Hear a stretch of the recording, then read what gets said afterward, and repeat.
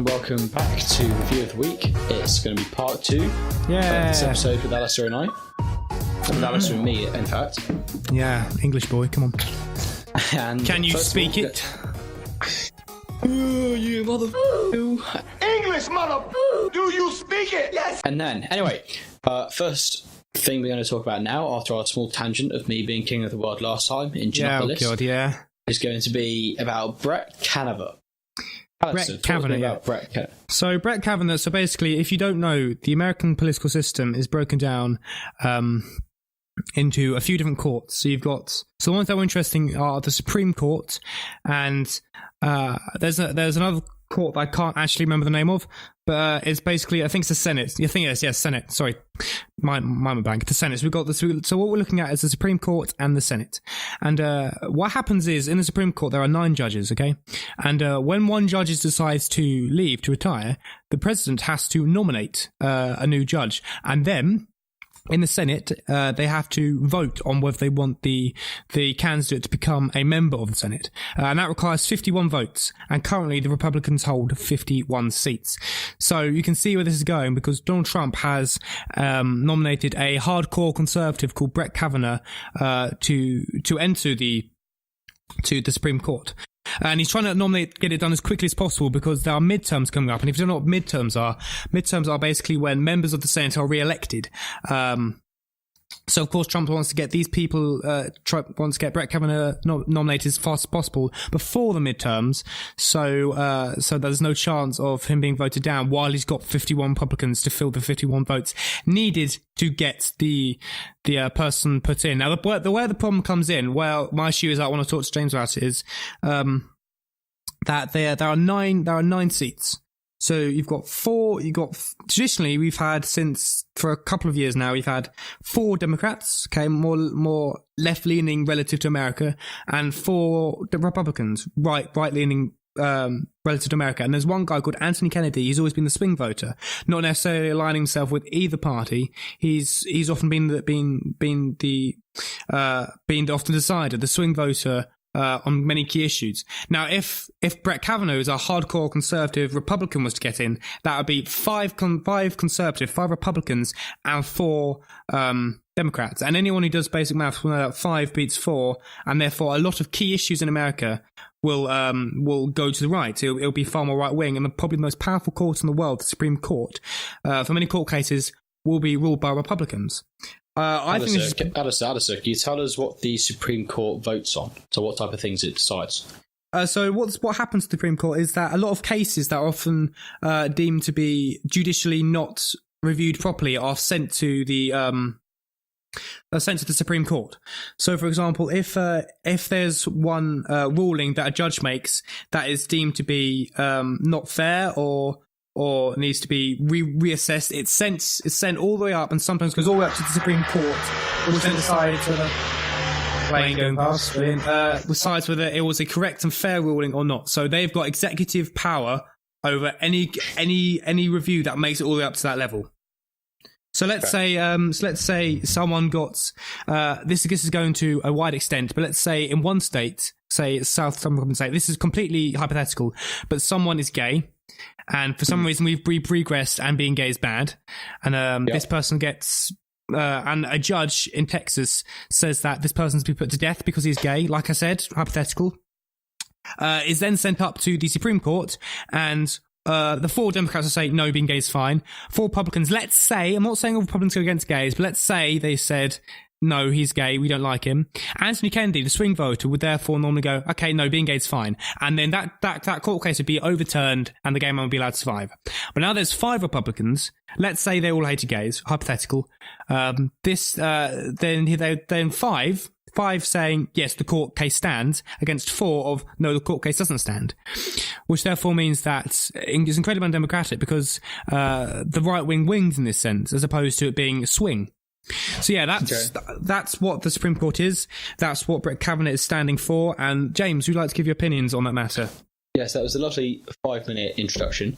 Right, very nice.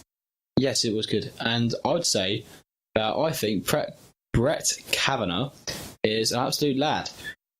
I think he's a really good guy. He looks like a good guy. I'm reading about him now.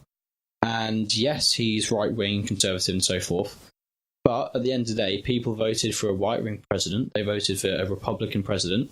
And, that obviously shows that they want more conservative policies, more Republican say. So I think it's quite clear that if he gets, he probably will be, but let's hypothetically say he is elected, I think that would be a good thing because it's giving the people what they voted for, which is more right-wing. But if this guy does get in, that supersedes the reign of the president. Because the president can only do 8 years. I don't think this guy's even going to make 4, personally. But the president can only run for 8 years. These guys are put in for life. And let me find out the age of Bret Kavanaugh right now. Bret Kavanaugh, the man, is 53 years old.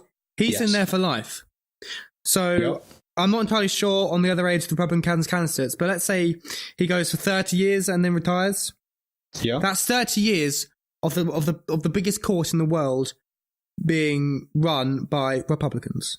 Yeah, but other people leave and join in between 30 years. Exactly, other people will leave and join, but still, I wonder what the other ages of the Supreme Court people are. While you look that up, I'll give a quick rundown on Bret. Yeah, so he's pretty middle class from what I can see. He went to private schools when he was younger. He went to Yale, I think it was. He went to. Yes, he went to Yale to do history and law. He majored in history, which is pretty sick. And then he became a judge for a legal career and whatnot. He's voted pretty conservatively. He's backed conservative. He's extremely pro-life. Abortion cases. Environmental regulation, First Amendment, Second Amendment, national security stuff. So look, there's no doubt about it. He's a conservative guy, right? And the reason I say he's middle class, he's got $1 million home, which is about £700,000 house here in the UK. It's pretty middle class. He seems like a nice guy. I've been watching videos on him in between recording of these episodes. And all of the people who are supporting him saying he's a genuine guy. But who are the people that are supporting him? That's the thing.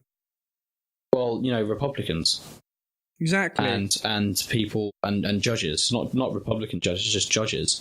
And he from what I can tell, he puts the case of law above his own personal beliefs, which is good. I doubt that, though. Every judge should be doing that. Every judge should be doing that, but every judge isn't doing that, though.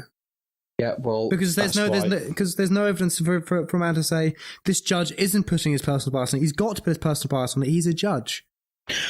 Yes, Alistair, but the point is that if he follows law quite rigidly, and there's 8 other judges in there, if he's just some psycho, crazy right-wing person, along with 4 other right-wing people, that's going to overturn the 4.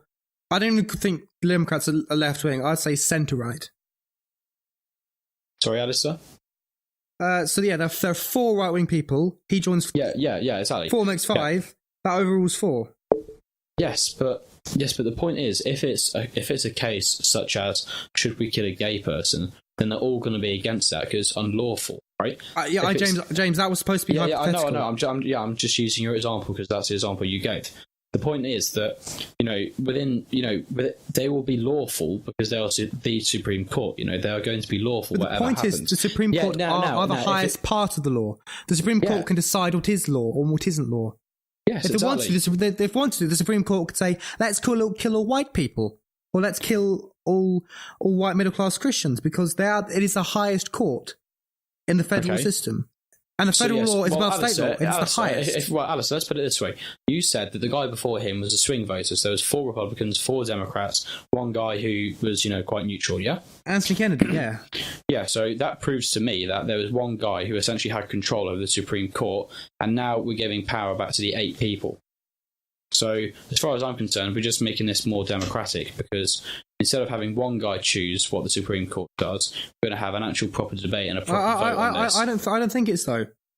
Because you're seeing it from a pretty odd perspective, aren't you? Because if we know which way 8 people are going to vote, and it's up to the last guy to decide it every time, then it's up to him. He has full control. This time, when we have 5 versus 4, we're giving the power back to the 5 and the 4, to the 9 judges in the first place, which is how it should be.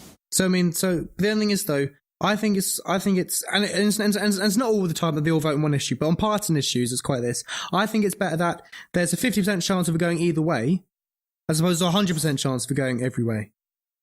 Alistair, it's not. And I'd say the same thing if this was for the Democrats, because I think that'd be unfair either. It's not chance, it's law. People voted for a right-wing person, aka Republicans, aka Donald Trump. People voted for that, and that's what he wants to get into the Supreme Court. He's giving people what they voted for. You can't disagree with that because you're not Republican and you're not an American who voted for them. Well, but the thing is though, James, that the Supreme Court, I found the ages of the people one. The Supreme Court, okay, so the people in the Supreme Court are John Roberts, who's the Chief Justice, and he's age 63. So we're guessing another 20 years or so of him. Yep. Clarence Thomas, 70, so probably 15, I'd say. Ruth Bader Ginsburg, who is a liberal, 85. I think she should be retiring soon. Stephen Breyer, who, let me see if he's a Republican or liberal. Alistair, you're missing a point. Is he more liberal? 80. Alistair, you're missing a point. Like, that is why people vote him, because he made it clear in his campaign. You're missing the point because, right, so let's say 1 or 2 people retire. Let's say Donald Trump gets another 4 years, another term, and let's say a couple of people retire. It's highly likely we'll get more Republicans in.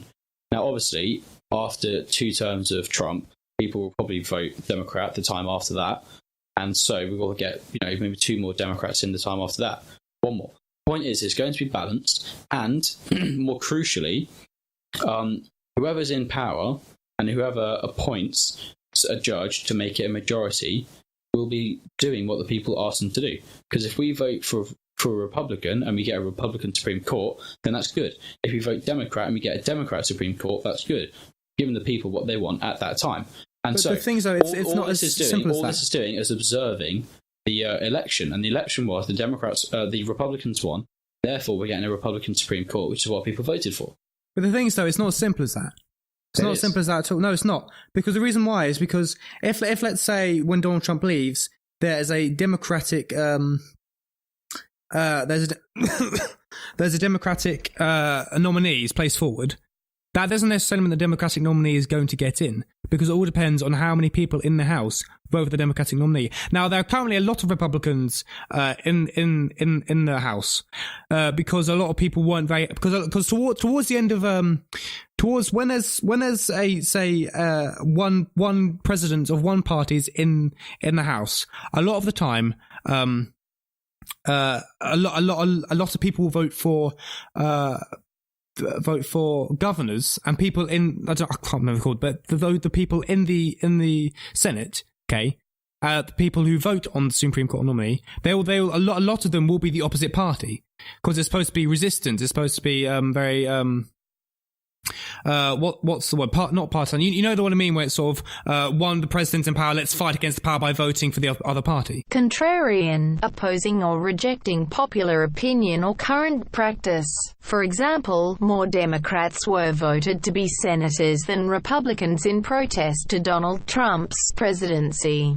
Contrarian, not partisan, you stupid liberal brat. That's supposed to be more democratic. The thing is, now that we've got both a president, because the midterms are coming up, because and everyone thinks that there's going to be a lot more Democrats because a lot of people aren't happy with how Trump's running. There's going to be the current president will be a Republican. The Senate soon won't be Republican, and the chance of getting a Republican nominee won't be allowed forward, but from a more central one, there's a higher chance. But because the stars have all aligned. With it being you don't see that, if, right, let's say this Supreme Court instantly becomes Nazi, they all go completely right-wing on our asses and everything just goes to hell. What are we going to do? People just vote for a Democratic... No, because they have to wait for one of these guys to retire. People will vote for a Democratic president, and they'll keep voting for a Democratic president until the Supreme Court becomes more Democrat. No, but that's not how it works, though, because there has to be a majority Republican. There has to be a majority of one party in the Senate. There has to be a president who is currently actually in. Who of the party